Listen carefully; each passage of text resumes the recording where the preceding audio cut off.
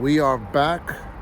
Personal development, the letter V. We're getting there. We're almost there. V. And I hope you take this. I hope you take it. I hope you learn from it. V. And I thought about it. There's so many different things. And the word that came to my mind a while is the victory. The victory. And when I think of victories, I'm thinking that you made it, you done it, it's done, you complete it. And when I think of that, I think of a marathon. And those who don't know what a marathon is, it's a event where thousands of people sign up for. They get a unique number. They call it a bib. So this bib is their number. There's no two racers with the same number. Everyone has a different number. And you train for it for several months or so, or months, years for some. And you get there to the starting line. It depends on which marathon you run. And you might ask, well, how long is a marathon? A marathon is actually 26.2 miles. You can't forget the 0.2 miles. And there's actually a history behind that, a story. And with that said, depending on the type of or where you're being located to run, New York City, they have a number of waves. So the elite will run out first. On your mark, set, go. Then there's the first wave, the second wave, the third wave, and there's a fourth wave. I'm normally number 4, and I love it. And once that cannon goes off, you're off to the race. So in that process of this race that you've been training for, a lot of things can happen. Weather can switch, where it's a nice, cool training season for you, and suddenly that one day, it becomes slightly humid, or slightly cold, or rainy. Oh my gosh.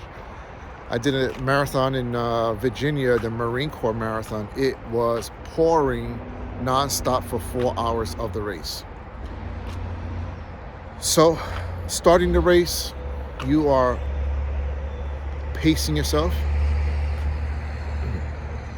You never want to sprint on a race in the beginning. You want, especially if you're new, you want to kind of get back a little bit of your pace and take a nice, easy pace, because it's all about conserve your energy, because that's just maybe that first mile, but now you have 25.2 miles to go. Wow. So pacing yourself is one. Self-talk is another. Hydrating every mile is very key. And honestly, do not compare yourself to another runner. Don't. I've done it before in my first marathon. I was in Queens. I believe it was 16 miles in it. And as I'm in that race, I see a short guy. I mean, I'm a short guy too, but this guy was shorter.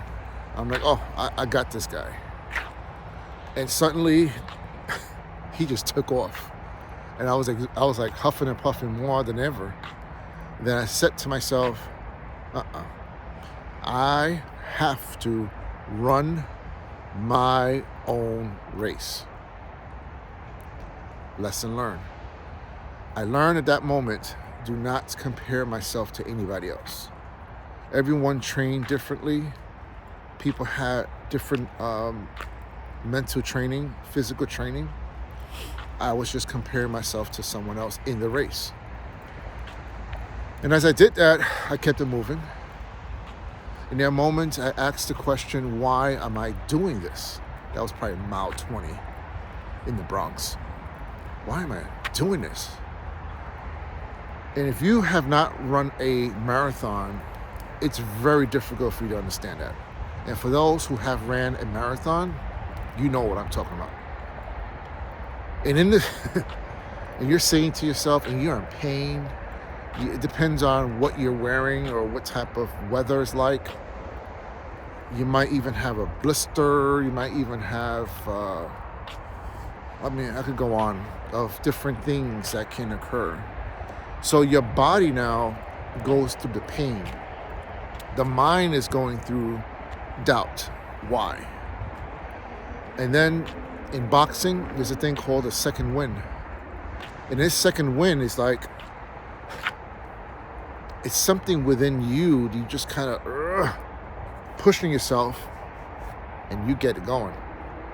And I had that in this New York City Marathon. It was in Central Park.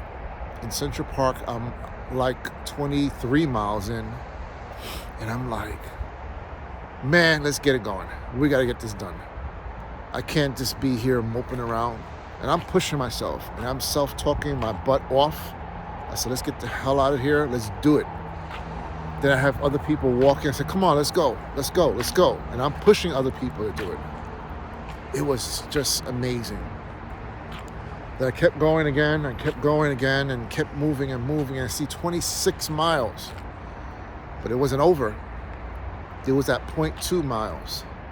And anytime I see a fellow marathoner doing their first, I said, how did that 0.2 feel? They're like, man, it was tough. And they always make the course where the 0.2 is up a hill. If you know what I'm talking about, just hit a like on there. And once you get to the finish line,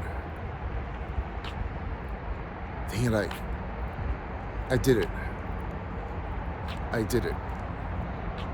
And they give you the medal, you take your picture, and you eat.